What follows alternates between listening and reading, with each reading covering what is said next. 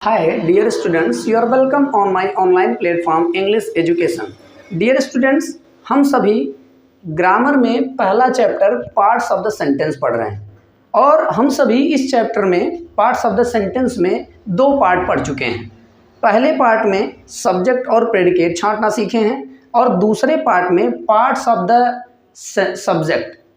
The subject यानी कि subject के जितने पार्ट होते हैं जैसे qualifier, headword, determiner, adjective, adjectival phrase, इन सभी को छांटना हमने सीख लिया है पार्ट 2 में। अब ये आपका तीसरा पार्ट है जिसमें हम सभी आज पार्ट्स ऑफ द प्रेडिकेट सीखेंगे। दूसरे में पार्ट्स ऑफ द सब्जेक्ट पढ़ लिए, अब तीसरे पार्ट में हम पार्ट्स ऑफ द प्रेडिकेट पढ़ लेंगे। और आपको पता है प्रेडिकेट के कितने पार्ट होते हैं। प्रेडिकेट के 3 पार्ट होते हैं, वर्ब, ऑब्जेक्ट और कॉम्प्लीमेंट। और ऑब्जेक्ट के फिर 2 पार्ट हो जाते हैं, इनडायरेक्ट ऑब्जेक्ट, डायरेक्ट ऑब्जेक्ट। तो इसी क्रम में आप पिछले वीडियो में आपको एक चार्ट बना के दिखाया गया था कि कुल कितने पार्ट होते हैं, वहाँ से आप देख सकते हैं कुल कितने पार्ट होते हैं। तो हम प्रेडिकेट के जो 3 पार्ट होते हैं, पहले वर्ब, फिर ऑब्जेक्ट और कॉम्प्लीमेंट, इसी क्रम में हम चलते हुए आगे बढ़ रहे हैं और आपको सिखा रहे हैं कैसे छांटा जाएगा। देखिए यहाँ पूरा ऐसा नहीं है कि वर्ब पढ़ाया जाएगा आपको पूरा ऑब्जेक्ट पूरा, ऐसा नहीं है। आपको यहाँ छांटना केवल सिखाया जाएगा कि वर्ब कैसे हम पिक आउट करते हैं सेंटेंस से, और ऑब्जेक्ट कैसे पिक आउट करते हैं, और कॉम्प्लीमेंट क्या होता है उसको कैसे पिक आउट करते हैं, यही सब यहाँ सिखाया जाएगा। थोड़ा बेसिक चीज़ें हैं। तो आइए बहुत बड़े ही आराम से बेहतर ढंग से इंजॉय करते हुए वीडियो का आनंद लेते हुए पढ़ते हैं। आइए चलते हैं। पहला आपका है यानी कि हम प्रेडिकेट के पार्ट पढ़ने जा रहे हैं। किसके भाई? प्रेडिकेट। किसके पार्ट पढ़ने जा रहे हैं? प्रेडिकेट यानी कि विधेय के, जिसमें आपका विधेय का पहला पार्ट होगा वर्ब। अब देखिए वर्ब क्या होता है, क्रिया होता क्या है। देखिए क्रिया वह शब्द यानी कि एक वाक्य में ऐसा शब्द आप ढूंढ लीजिए जो कर्ता के कार्य को बताए, वही क्रिया होता है। ठीक, तो क्रिया क्या होता है, वर्ब क्या होता है। And verb is a word which denotes the action of the subject, जो कर्ता के कार्य को बताए। यानी कि क्रिया वह शब्द होता है जो कर्ता के कार्य को बताए, उसे हम क्या कहते हैं? क्रिया कहते हैं। जैसे आप देख सकते हैं यहाँ पे, a verb is a word. A verb is a word which denotes the action of the subject, action of the subject, which denotes the action of the subject। क्या कह रहे हैं भाई? क्रिया क्या होता है? क्रिया वह शब्द होता है जो कर्ता के कार्य को बताता है, वही शब्द क्रिया होता है। आप उसे तुरंत चूज कर लीजिए। A verb is a word, क्रिया वह शब्द होता है विच denotes the action of the subject, जो कर्ता के एक्शन कार्य को बताता है, उसे हम क्या कहते हैं? क्रिया कहते हैं। आप इसे हिंदी में भी नोट कर सकते हैं कि क्रिया वह शब्द होता है जो कर्ता के कार्य को बताता है। जैसे मैं एग्जांपल देके आपको समझाता हूं। जैसे कह दिया जाए कि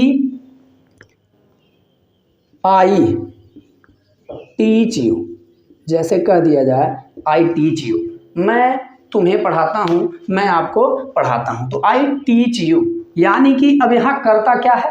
आई है, क्योंकि पढ़ाता हूँ किसके बारे में कहा है? आई के बारे में। तो आई कर्ता। अब आई का काम क्या है? पढ़ाने का। कौन सा शब्द बता रहा है कर्ता का काम? Teach.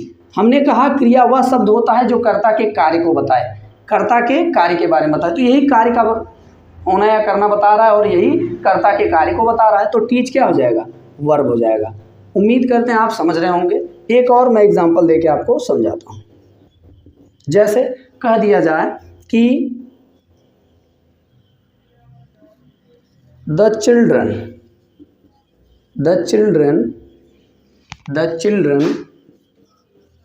Play the football. The children play the football. कह रहा the children play the football, बच्चे फुटबॉल खेलते हैं।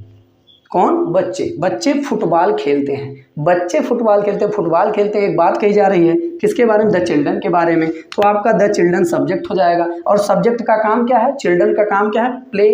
प्ले करना, खेलना। तो प्ले क्या हो जाएगा आपका भाई? वर्ब। क्यों? क्योंकि यही शब्द है जो चिल्ड्रन के काम को बता रहा है, यानी कि सब्जेक्ट के काम को बता रहा है, तो ये क्या हो जाएगा, वर्ब, क्या वर्ब हो जाएगा। इसी प्रकार अब आप ऑब्जेक्ट छांट लेंगे, क्या छांट लेंगे भाई, ऑब्जेक्ट। तो इसी प्रकार चलिए अब ऑब्जेक्ट देखते हैं क्या होता है, फिर ऑब्जेक्ट के जो दो पार्ट होते हैं वो देखते हैं। तो आइए देखेंगे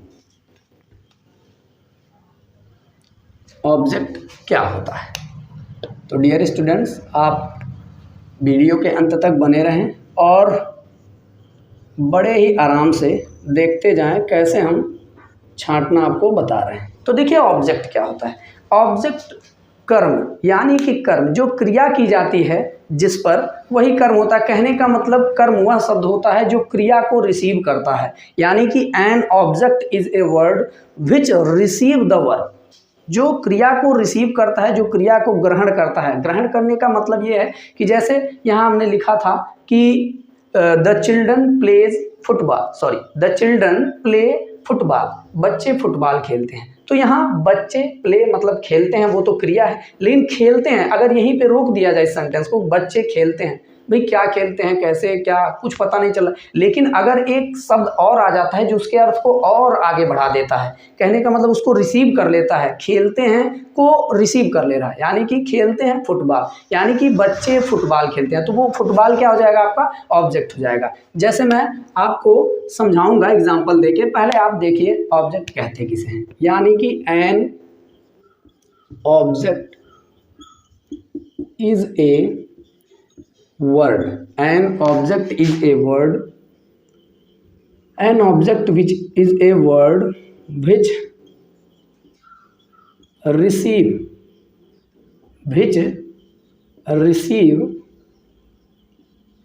the verb, करा which receive the verb, यानी कि ऑब्जेक्ट वह शब्द होता है जो क्रिया को रिसीव करने का काम करता है, वो ऑब्जेक्ट होता है। जैसे मैं आपको एग्जाम्पल के थ्रू बता सकता हूँ, जैसे हमने कहा कि वे फुटबॉल खेलते हैं, तो फुटबॉल ऑब्जेक्ट हो जाएगा। या जैसे मैं कह दूँ राम रीड्स अ न्यूज़पेपर,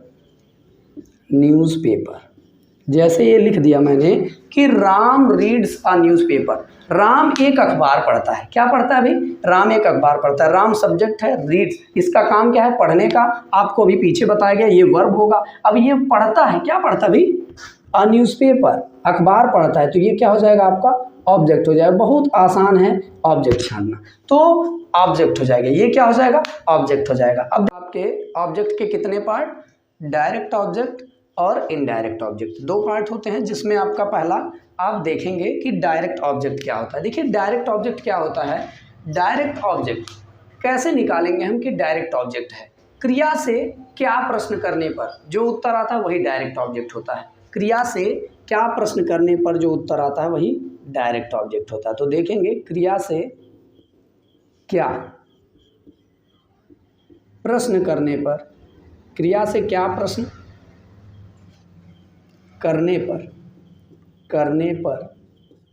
जो उत्तर आता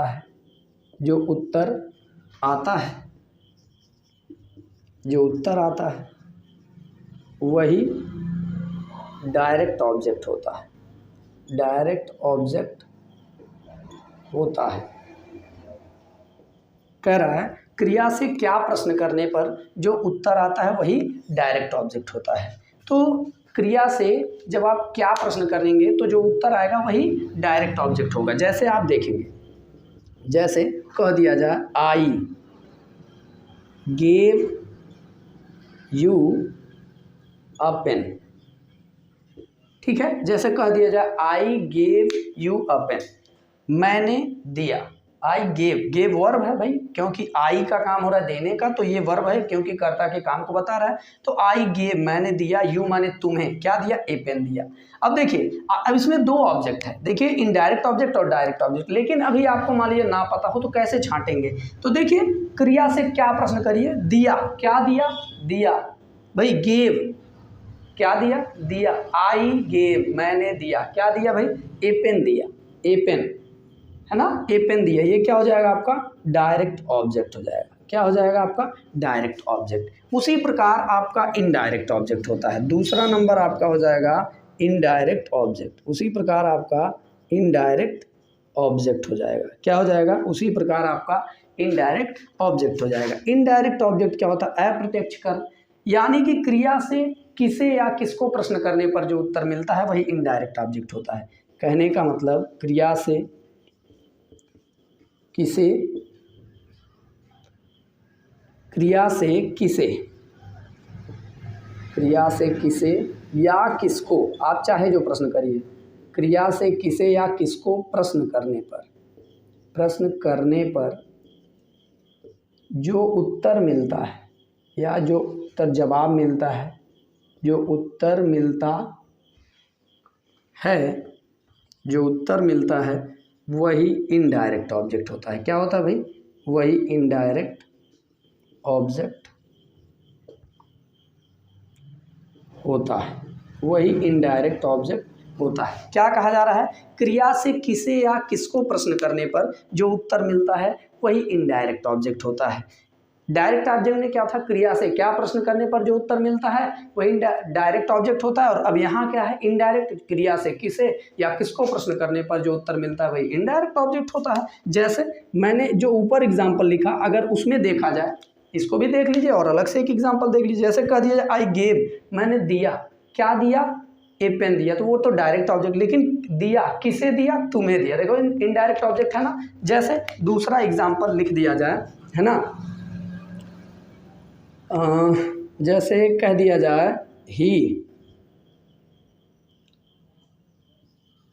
ही gifted me a watch, he gifted me a watch, उसने मुझे एक घड़ी उपहार में दी। तो ही गिफ्टेड, गिफ्ट की उपहार में दी, क्या दी? ए वॉच। ए वॉच तो क्या हो जाएगा? क्या दी। क्रिया से क्या प्रश्न करोगे तो वॉच निकलेगा, वो डायरेक्ट ऑब्जेक्ट होगा। किसे दी भाई? मुझे दी। किसे दी भाई? मुझे दी। मी यानी कि ये आपका क्या हो जाएगा? इनडायरेक्ट ऑब्जेक्ट हो जाएगा। ये क्या हो जाएगा? आपका इनडायरेक्ट ऑब्जेक्ट हो जाएगा। तो इस प्रकार आप डायरेक्ट और इनडायरेक्ट ऑब्जेक्ट छांटना सीख लेंगे। तो दोस्तों, इस वीडियो में हमने वर्ब और ऑब्जेक्ट के दो पार्ट, इतनी चीज़ें पढ़ी। अब इसके अगले वीडियो में हम कॉम्प्लीमेंट, जो कि बहुत ही इंपॉर्टेंट होता है, इसलिए उसको अगले वीडियो में खाली एक कॉम्प्लीमेंट पढ़ेंगे और बहुत ही बेहतरीन ढंग से पढ़ेंगे। तो दोस्तों, इसी प्रकार आप बने रहिए आगे की वीडियो तक और वीडियो का आनंद लेते रहिए। तो डियर स्टूडेंट्स, थैंक यू।